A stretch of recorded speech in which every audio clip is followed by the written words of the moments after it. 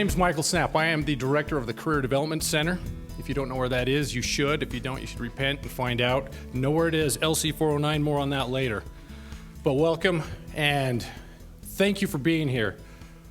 This is cliche, but you're in for something completely unexpected, and you are in for something that's going to change your life.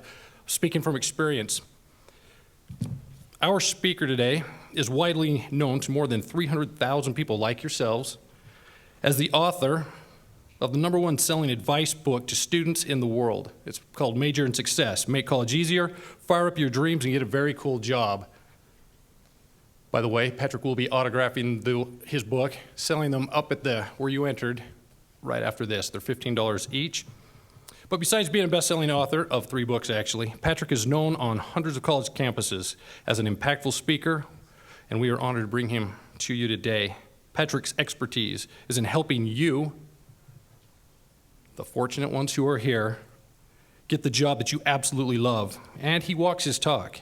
Some of Patrick's cool jobs have included, you're going to love this, a job in Levi Strauss & Company, their public relations department specifically, a job as a video game tester at Electronic Arts, a TV personality doing hidden camera segments for a #1 TV show, a founder of a software company, a founder of a seminar company that taught people world-round to walk on fire, and perhaps most surprisingly and interestingly and amazingly, he's a renowned performer in the theater world as a comedic performer with an internationally successful one-man show. In fact, not too long ago, we spent 2 weeks in Scotland as we were preparing for this.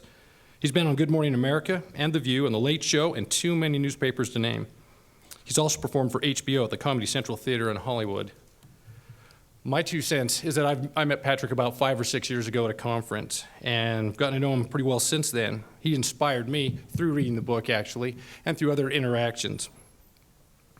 As you can see, my book is completely marked up. This is my 3rd copy. I let somebody borrow my copy. Don't let anybody borrow your copy. It won't come back.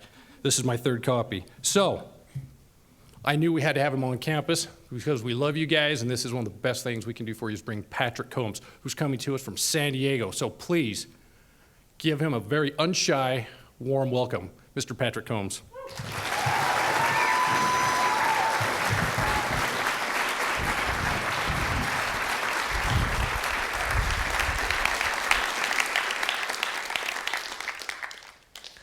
I'm going to do a quick test. It'll tell me what I need to know about you to customize the talk. Put your hands out like this, please. Lock them together. Just put them together like that. Now, you placed your thumbs naturally a certain way when we did that. Look down. How many people here put their right thumb naturally on top of their left thumb? Who did that? Let me see. Ooh, good. When you do it that way, that means you're smart. Nice job. All right, some of you did it the other way. Who did that? Who put the left thumb on top? That means you're sexy. You don't believe that, because I just made that up. All right. Okay. All right. Hey, let's check this out. So lots to talk about today. And what I did is I wrote some of the things we're going to talk about onto this ball. And here's how I use it. I'm going to throw it out there. Try and be the first person to grab the ball. If you do, I've got a special gift for you. Now, if you're the second person to get the ball, I've got an extraordinary gift for you. But here we go. Let's see who our first person is. Right there to you, sir. Now, there's just a small requirement. Stand up and tell me your name, please. Jeff. Jeff. Everybody say hi, Jeff. Hi, Jeff. Jeff, what's the first thing you read on the ball? Do internships. Excellent. Give it up for Jeff.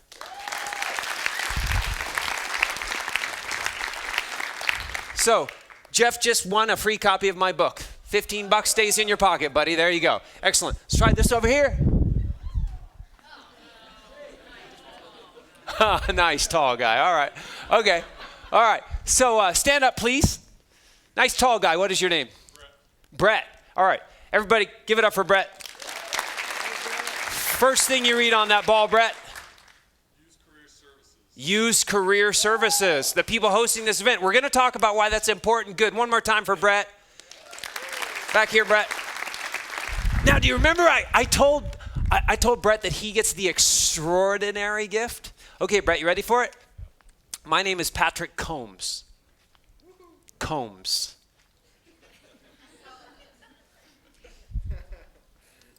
You get an official Patrick Combs comb.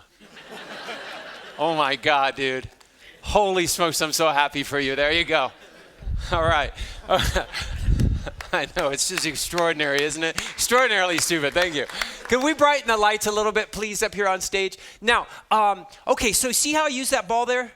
So I made this up actually a long time ago when I was giving speeches, and I felt like, you know what, I really want to be able to involve people. And so I was speaking, this is a true story, I was speaking at the University of Washington one day, and I started off just like that, and I was throwing the ball around, and I thought, okay, we're off to a good start. And then I see this girl, and she's sitting over here, and I see her out of the corner of my eye sitting by herself, and I think, oh, well, I'm going to involve her. So I turn and I throw the ball. Now, as soon as I let go of the ball, I actually look at her with both my eyes for the first time, and my first thought is, why is she wearing sunglasses? My second thought is, why'd she bring a dog to, oh my, and I had just thrown this ball at a blind woman. Now here's the bad news, it's a good throw.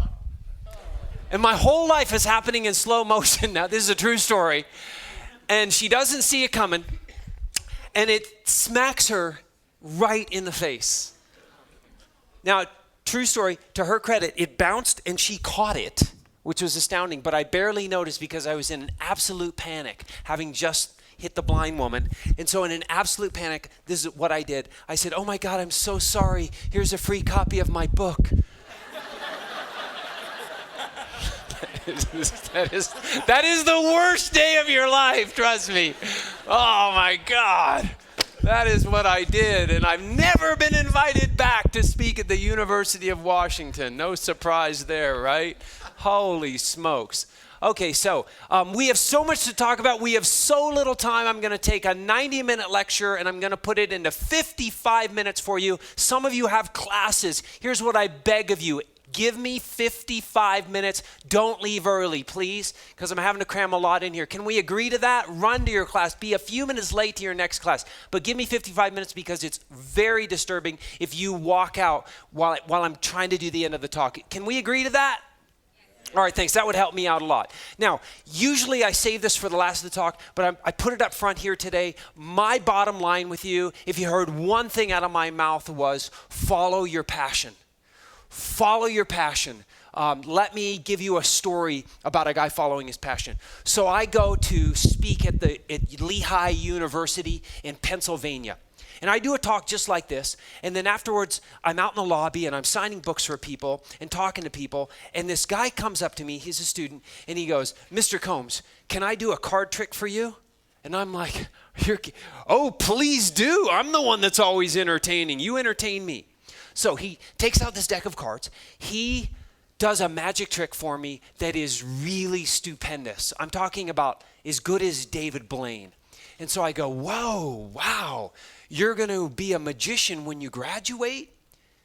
And when I said those words, it was like I had caught him stealing something, because he takes that deck of cards, he shoves them in his back pocket as fast as humanly possible, and then he changes as a human being because he was really charismatic while he was doing the trick, and then he becomes this sort of shrunken person, and he goes, no, I'm going to be an engineer.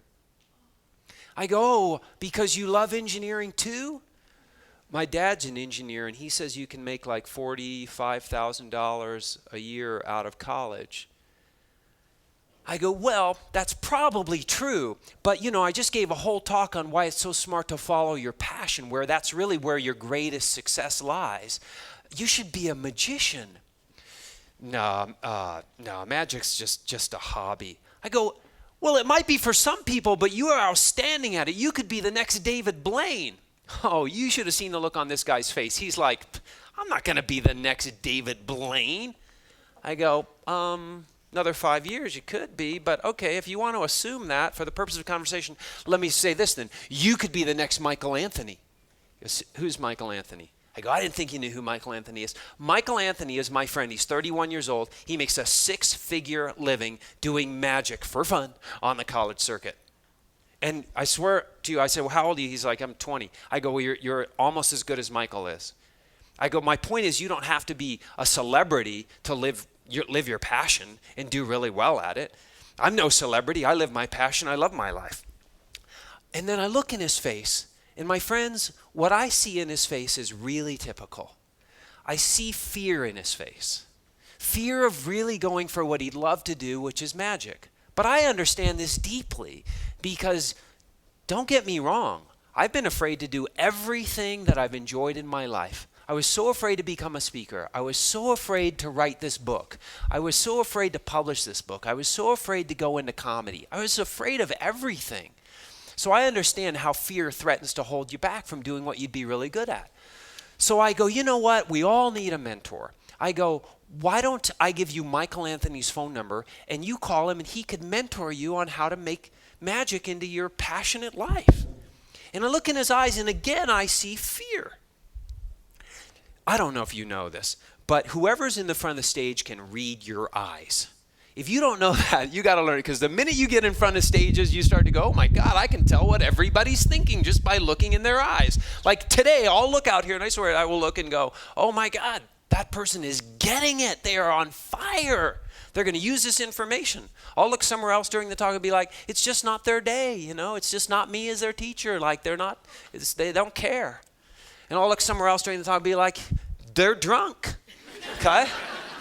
But the reason why I said that is because I'm looking in Magic Dave's eyes and I've learned to read people's eyes and he's not going to call Michael Anthony.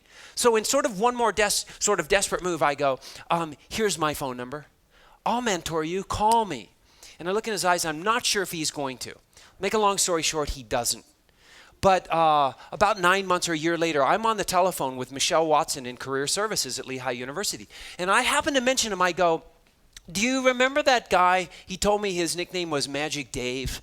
She goes, that's funny you mentioned him. I totally remember him. And he was in my office 2 weeks ago to tell me about the job he got at graduation. I go, what did he get?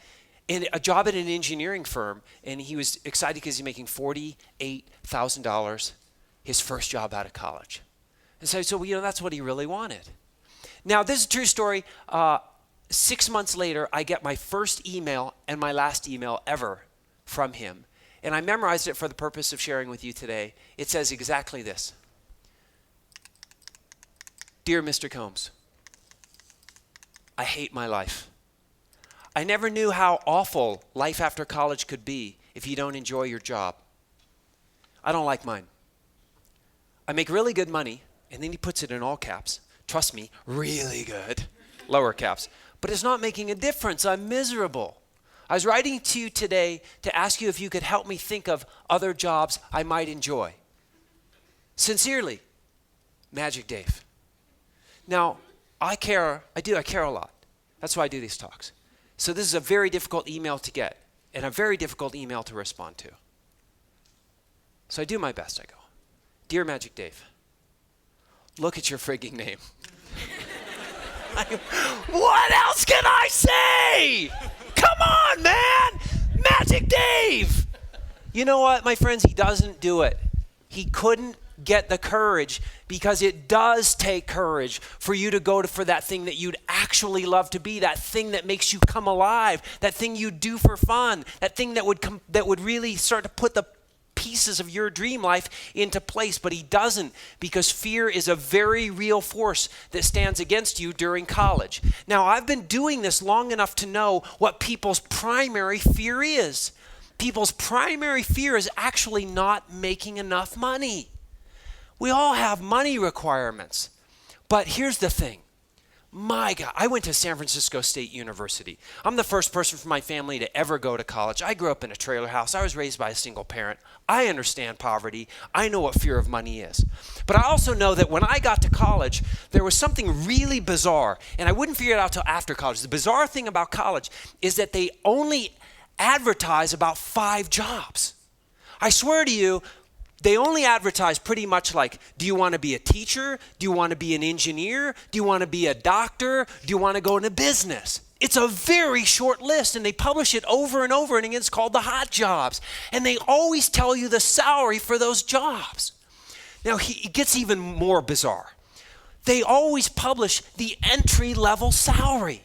Why?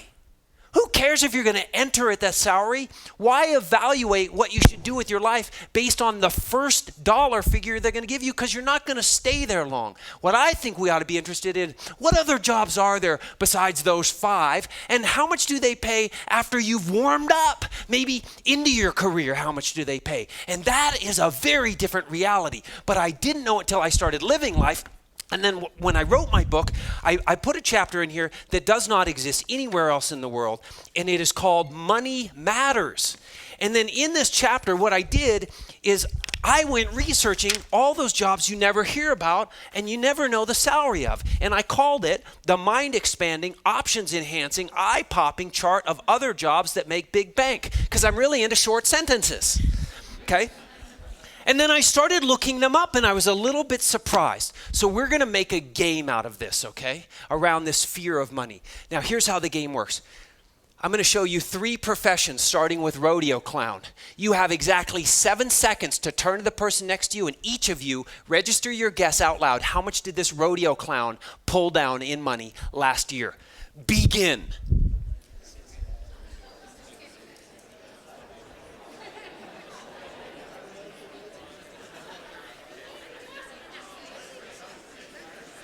All right, that was 7 seconds. Now, here's the next part of your job. Ready? Here's the next part. When I do my hand like this, as loud as possible, you say, survey says. Survey says. Who here is surprised? Who here is changing their major? Agriculture's getting a huge new incoming group of students tomorrow. Okay, good. Now, all right, let's play the game again, all right? A gamer. Now, this means video game player, all right? Ready? Here we go. 7 seconds. You know what to do. Go.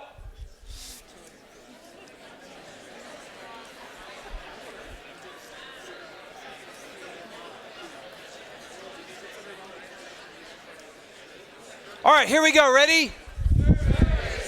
Got it. Together. Here we go.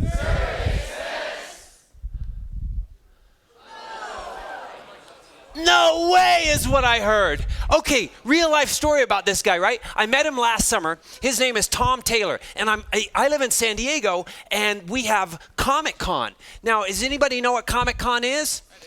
It's a convention it's a gathering of geeks and nerds, right? And I love going there because I am a geek and nerd, and it's this really amazing place. But I'm walking with my friend Kenny Goldstein, and this guy's walking with us. I've never met him before in my life, and I turn to him, make casual conversation. I go, so Tom, what do you do for a living? And he goes, I play video games. First thought in my head is, how's that working out for you?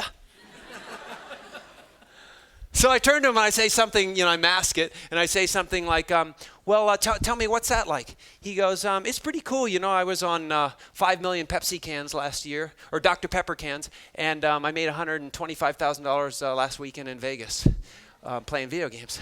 And I'm like, what in the world is going on? Holy smokes. See, your professors just simply can't know everything about the job world out here. But here's the really sort of dirty little secret. Their assigned job isn't to tell you about those things. Career services, yes. Professors, no. Professors are here to educate you. It's great. It's fantastic. College, what a place to go. But your career and you discovering what's out there in the job world, turns out it's up to you. But my friends and I did not know that. We really didn't. We bought into the assumption that as long as we go to university, we do what the professors tell us, we get decent grades, we graduate into greatness. And that's a big lie. Okay? Because you have to take care of 2 tasks while you're here. It turns out that you have to, do what's assigned and do your best, but then you have to manufacture and create your dream job while you're here. And if you don't, nobody will do it for you. Okay, let's play the game one more time. All right, here we go. A television writer. And if you want to know, this person wrote for CSI. Okay, you have 7 seconds. Begin.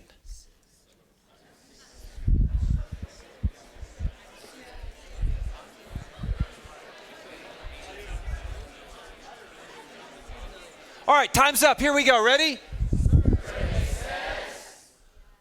Yeah, $1 million. $1 million, 4 years after college. Now, at some level, when she first called home during college and said, I'm going to be an English lit major, her parents freaked out, right? People just don't know. Educate yourself on it. Now, is my point that you should make a lot of money in your life? Absolutely not. All right? My point is, what if your dream job, maybe a job you haven't even discovered yet, pays decent, and you don't have to worry about making enough money, that the money will take care of itself if you follow your passion. Now, why is following your passion such a ridiculously smart strategy? Because nowadays, greatness, if you're great at what you do, you're rewarded handsomely for it. If you're good at what you do, you're probably going to get laid off soon. There's one thing that makes you great at what you do, and that's being passionate. Being absolutely passionate about what you love to do. Take the video gamer, for example.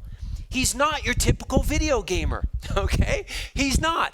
Your typical video gamer sits down, I don't know, at 11 a.m. or when they get off school and they play for 4 hours and they have no vision. Tom Taylor wakes up in the morning, probably before you. He starts his day with an hour of yoga because he does not see himself as a video gamer. Get this, he sees himself as an athlete. He does. So because he's an athlete, he eats healthier. Because he also doesn't see himself as a gamer, he sees himself as a professional. He goes to work every day. His job just happens to be playing Halo 8 hours a day. All right? So these are the differences that passion makes. So I'm hoping that you don't go into something you feel mediocre about because you'll end up mediocre at it. I'm hoping you go into something you feel excited and great about because you'll be exciting at it. You'll be great at it. All right? Okay. We have to read this out loud together. All right? It is a sentence that 99.999% of all college students will never be exposed to, but every single college student should know. All right, let's read this on the count of 2. 1, 2. What counts most is what students do in college, not who they are or where they go to college or what their grades are. There are professors that would like to argue that point with you. There are deans that would like to argue that point with you, especially the put down of grades in there. But what does that mean and where does it come from? First of all, it's inarguable. Take it up with any dean, any president, any professor, because it comes from the definitive mega research study done twice now called How College Affects Students by the most prestigious research organization known in the United States of America. And twice a mega research means they take every single research study ever done on the topic and they find out the massive singular conclusion. And 2 times now, by 2 different people, the same thing has been concluded. It is not who you are.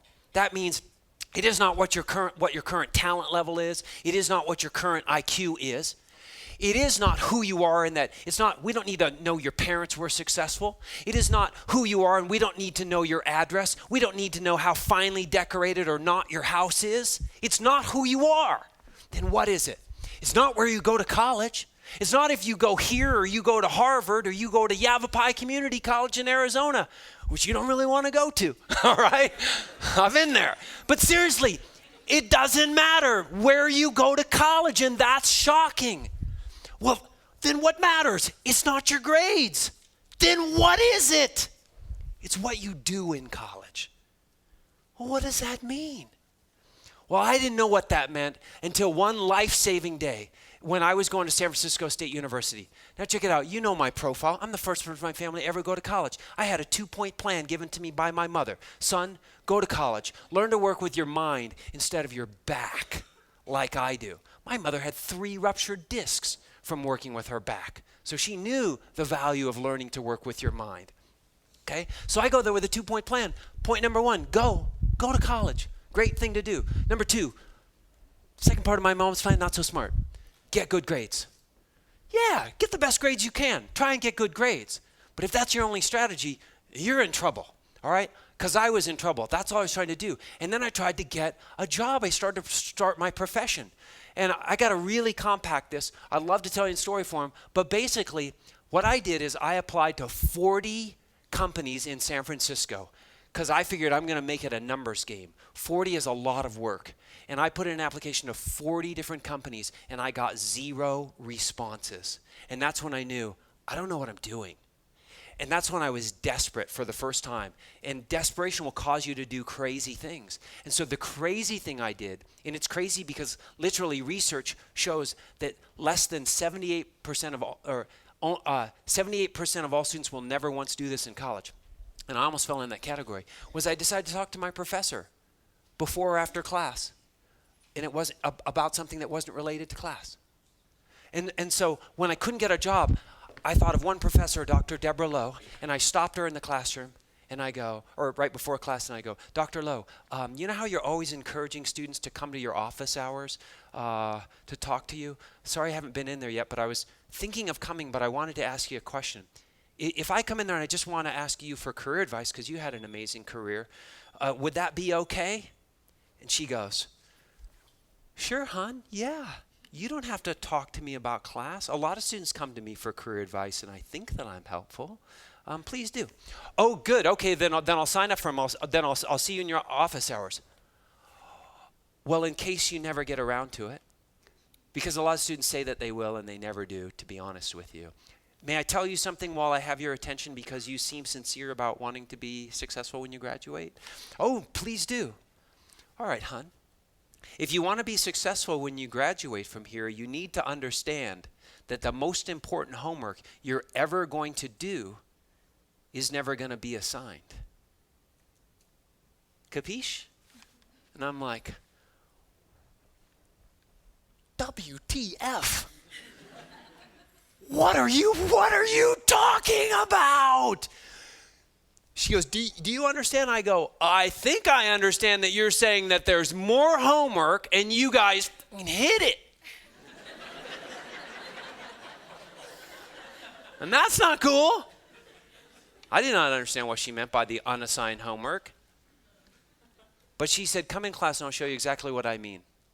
I'll show you exactly what I mean. So I go in class and she plays a game with us that day, and the game put me on a different course. The game put me on a course that resulted in me getting a dream job right when I graduated at Levi Strauss & Company for a really wonderful, joyous amount of money.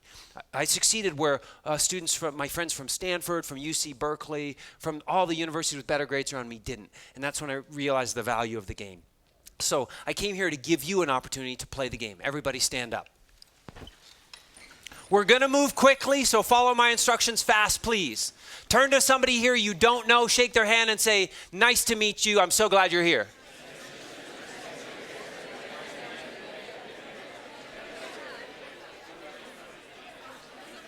Excellent. All right, this game, for the purpose of this game, I am the employer. I have one job opening in my department. All of you have applied. Look around, there are hundreds of you who have applied for this job. Now, as the employer, I'm not going to interview all of you. That's not realistic. What number do you think is realistic of how many people would get called in for an interview from all these applications? Make your guess to the person next to you. I'll give you my real world scenario. I applied the first job I really wanted, I applied for at Levi Strauss & Company in the public relations department. Hundreds of people from all over the United States of America applying for that one job. Sidney Nickerson decided to bring in only 6 people for an interview. How many? 6 out of hundreds. So this is a simulation. Good luck. We're going to see which 6 get the interview here today. I'm not going to interview more than 6 people. So this is how employers weed you out. Right before we begin, though, shake somebody else's hand, learn their name, and say, good luck.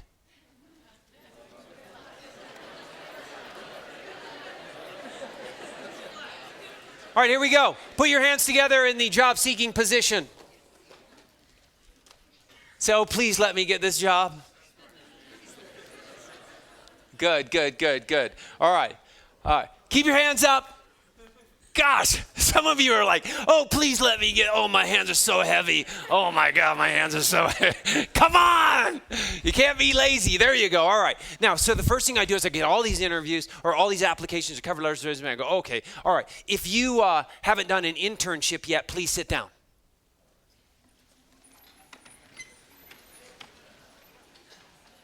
All right, you've been placed in the round file, but please keep playing the game. Pay attention to what happens next. Look around. There are too many people to interview here. So let's go with the next cut that companies always use. Let me find out who's showing leadership potential. If you have not been an officer in a student organization or campus club in the last year, please sit down. In the last year. All right, good. So these are my people who are showing recent leadership experience and that on-the-ground internship, hit-the-ground-running experience. Good. But look around. There are actually too many people for me to interview yet. So let's do this cut. If you are not a member of the professional association that's related to your dream job, please sit down. You're almost in it. Good. Yeah, it's stamped. You just got to mail it. All right, good. All right, well, you're close. All right, 1, 2, 3, 4, 5 people. Unbelievable. See how reliable that works? Give these 5 people a hand.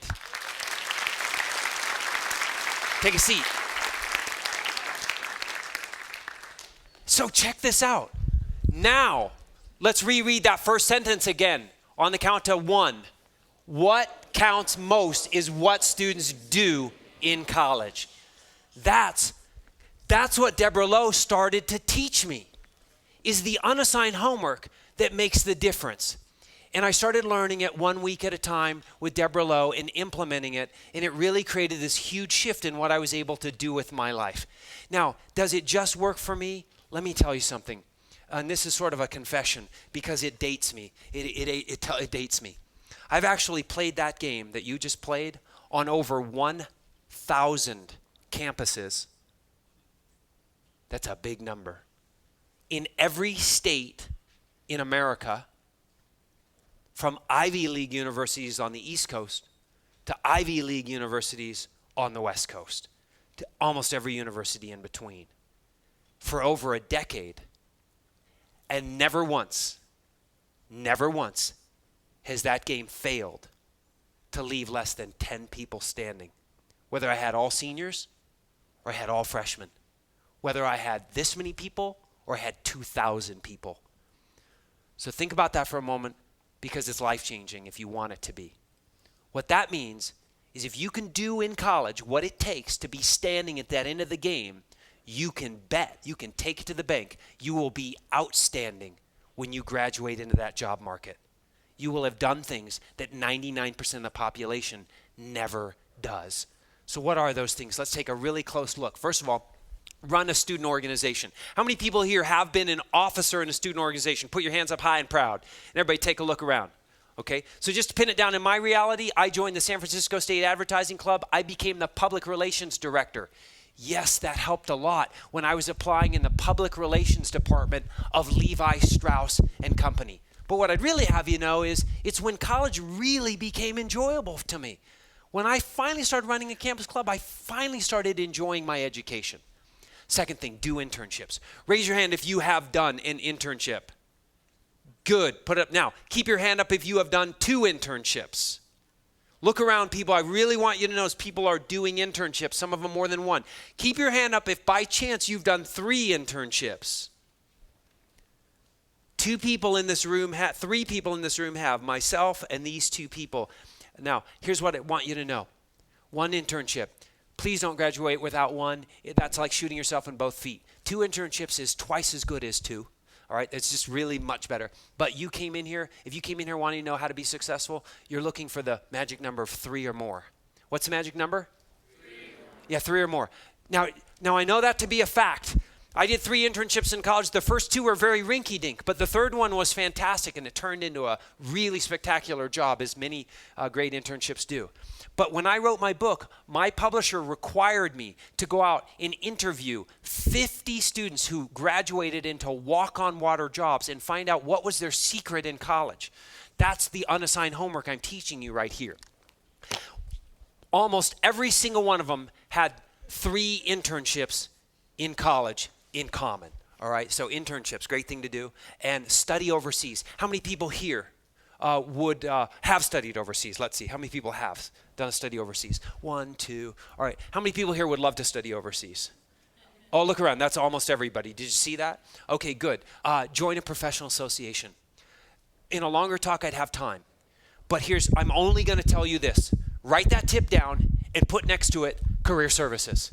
And go in career services and say, help me please identify 1 to 3 professional associations that are related to the jobs I'm thinking that I'd really love to have.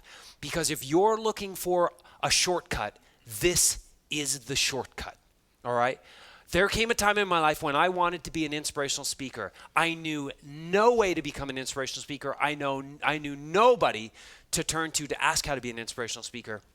But I found out the professional association for speakers called the National Speakers Association, and I went to the conference, and I was suddenly surrounded by 1,000 people who made a living doing what I dreamed of doing. And I was suddenly networked and learning more in one weekend about my dream job than I did in 3 years as a speech and communications major, okay? Again, your major, this university experience, is not designed to teach you about your career. That's the secret. It's designed for all other kinds of wonderful purposes. There's one organization on this campus that's designed to teach you about your career services. But they can't reach you. You have to reach them, all right? Now, the last thing is get a mentor. Get a mentor. Okay, Deborah Lowe, that professor I turned to, became my mentor. She became my mentor. Now here, and that's probably the single greatest thing to happen to me in college, because here's the thing, zero in on this sentence. You just don't know what you don't know. You just don't know what you don't know. Thank you for volunteering. Thank you for volunteering. Come on up on stage. Give a hand for our volunteers. What's your name? Grant. What's your name?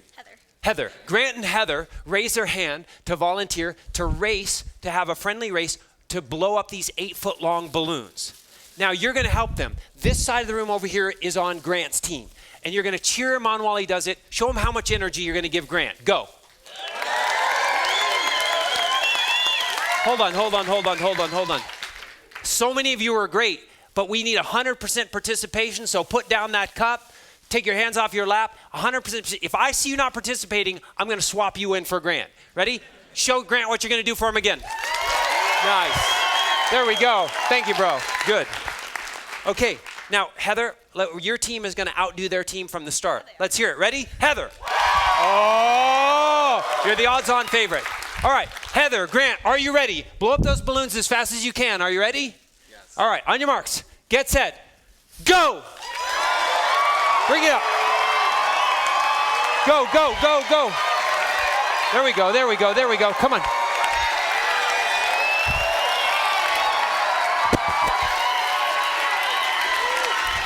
Yeah, that's it. You got it. Good. Heather, you're finished. Oh, we have a winner. You got it. We have a winner. Give it up for Heather. Grant was extraordinarily close. Grant made an extraordinary comeback in the end there. Give it up for Grant. Thank you, Grant. You've earned a Patrick Combs comb. What color would you like? I'll take red. and a copy of my book for you afterwards too. All right. Go ahead, leave the balloon there. Thank you so much, Heather. I know it's just overwhelming. Give it up for Heather. And a copy of my book for you afterwards too. All right. So a mentor, get a mentor while you're in college. Let somebody show you the shortcuts, because no matter what profession you're going into, you just don't know what you don't know.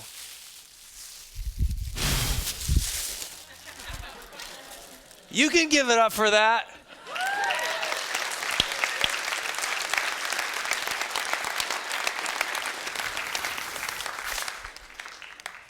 The point is, you just don't know what you don't know.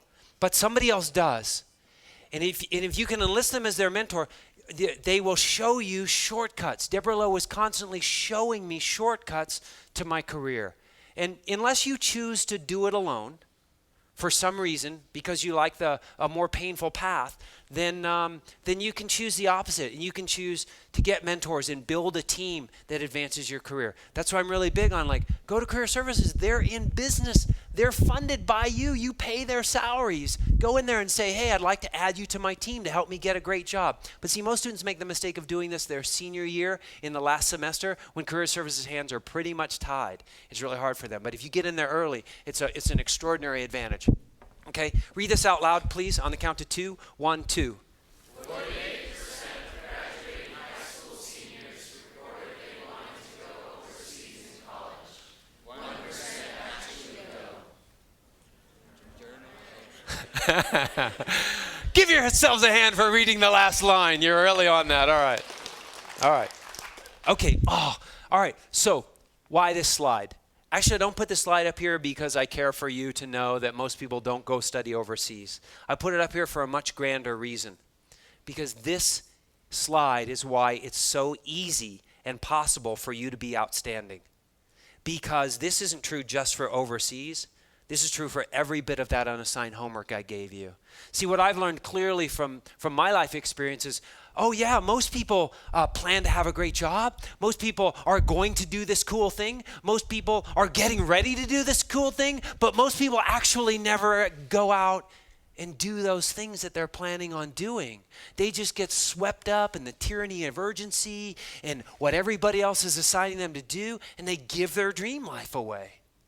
So if you actually go do some of the unassigned homework that I tell you, you will be outstanding.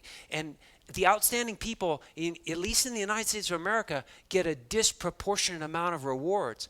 I did more work than other students in college because I did that unassigned homework. It happened to bring my education alive, and I absolutely loved it, but it was additional, it was extra. But what did it pay off in? I beat out hundreds of people to get my dream job at Levi Strauss & Company and work in the public relations department. At the end of my college year, that converted into a salary that paid me more than $50,000 a year in my first job out of college. Levi was a great environment to get into because you get to wear jeans. You're expected to wear jeans. You have summer hours. And one day they actually brought us out of the building at Friday at 10 in the morning to celebrate that Levi had a really wonderful record-breaking profit for the quarter. And they gave us all a free 1 week's paycheck, and they hired Green Day to play for us that day. So what I'm saying is the 1% who actually go, you get a lot of wonderful things. So it's worth it. It's absolutely worth it. But let's look at this. Most people, when they start thinking of their dream job, they think, I don't know how to get to my dream job. Hear me clearly. You don't know how you do not have to know how to get to your dream job. Nobody who's starting off to go towards their dream job knows how to get there. Your responsibility, should you want a passionate life, is to just be committed to a passionate life. And when you think or spot a job that you might love to have, just start taking steps in that direction without knowing how it's going to come true. If I had time to really talk to you, I'd tell you how it was going to come true. It's going to come true because it is true. When you are bold, mighty forces come to your rescue. Synchronicity, coincidences, amazing people are going to show up just in time and get you to the next place. If you don't believe me, start reading autobiographies. Start asking anybody who's had any measure of success, how did it happen? And they will basically say to you, by miracle after miracle. When you engage with your passion, your passion knows how to get you there, but it requires that you be courageous enough to do it. All right, I'm going to breeze through this really quickly. It's my favorite Steve Jobs quote. Isn't that amazing? It actually translates to the only way that you do great work is if you love what you do. And then he expanded on this point and he said, don't let the noise of other opinions drown out your own inner voice. And most important, have the courage to follow your heart and intuition. God, I love this sentence. They somehow already know what you truly want to become. Everything else is secondary. By God, Dr. Felipe Corzeni was so absolutely convinced that I should go get my PhD and I should go into research for communication models. Good Lord, he tried so hard to convince me. And he was the first person ever putting a bug in my ear telling me how successful I could be if I just went that direction.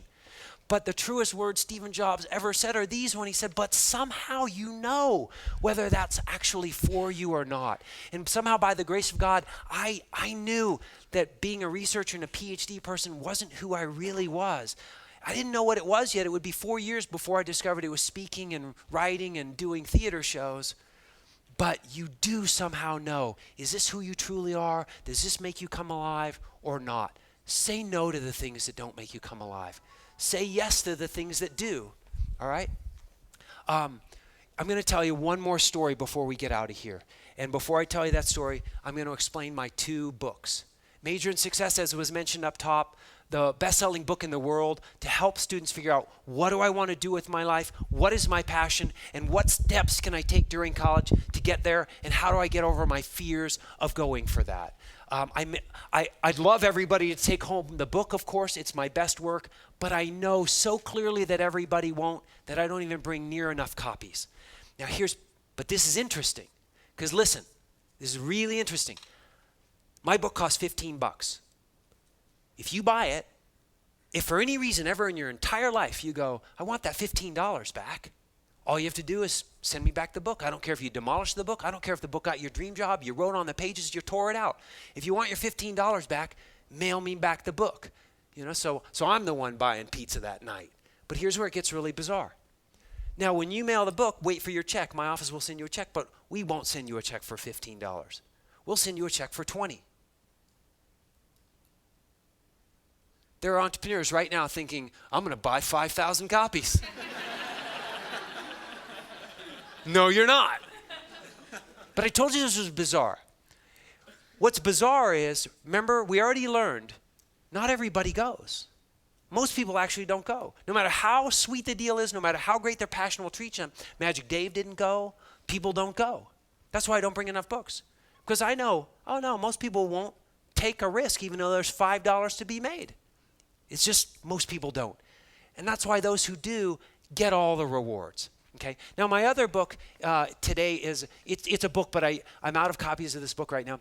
So I brought the DVDs. I make no mention of it during this talk. I don't do it. But I do have a hit comedy show around the world that HBO has presented. It's called Man One, Bank Zero. It's based on an extraordinary true story from my life. So if you are interested in taking home that DVD of my comedy show, I've got 10 copies out there. And that's all I want to say about this. And now I want to talk about this and get you out of here. Fear is the only thing that can stop a person from reaching their dreams. How true this is. It almost stopped me from speaking. It almost stopped me from writing. It stopped me for 10 years from going into comedy. Here's the greatest experience I ever had around fear. I went to speak at the University of Santa Barbara. After my talk, I went to a restaurant called the Natural Cafe on State Street. I walk into this restaurant and I look over and immediately my eyes come upon this guy sitting at the counter, and I think that I know him from television.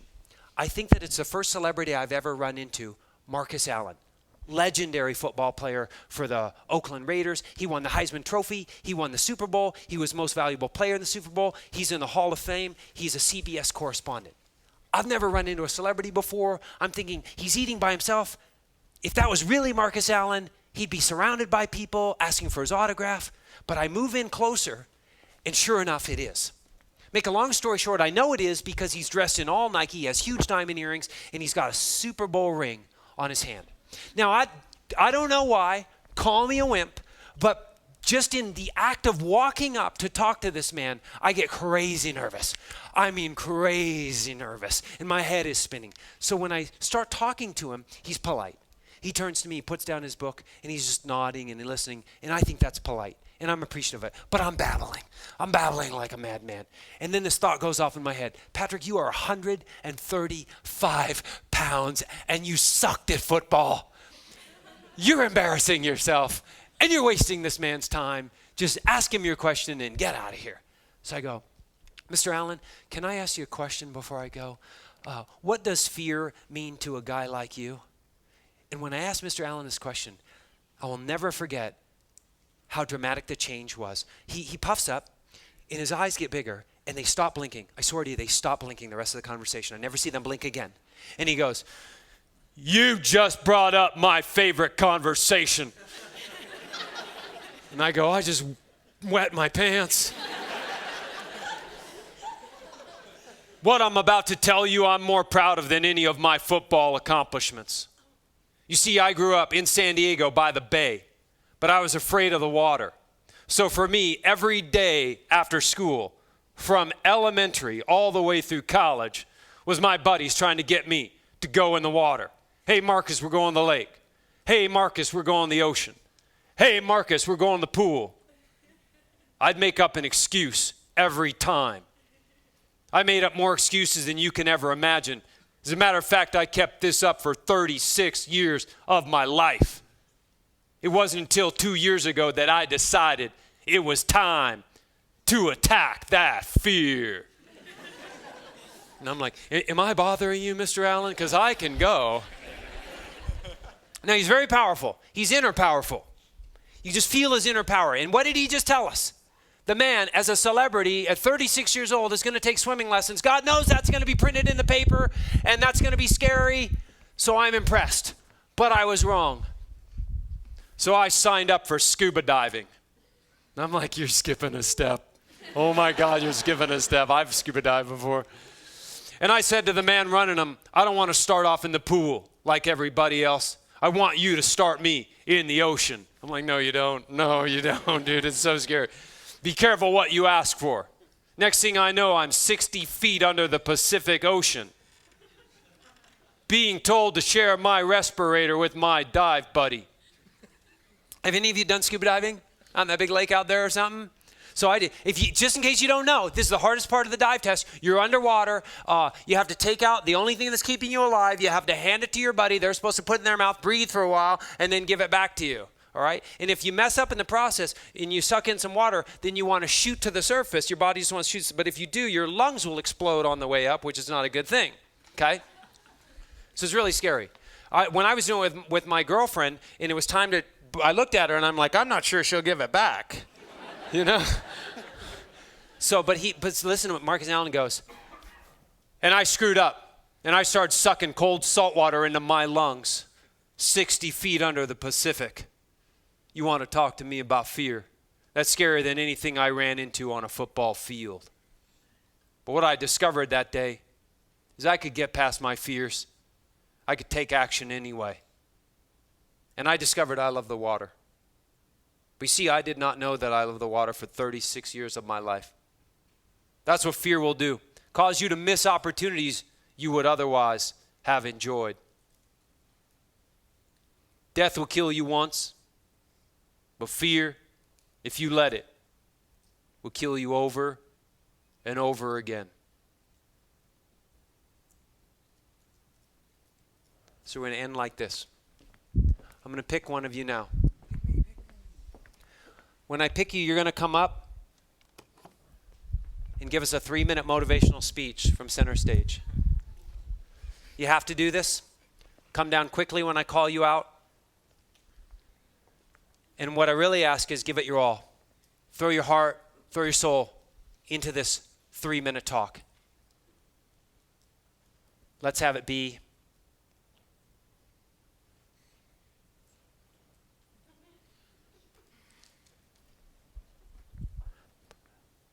I'm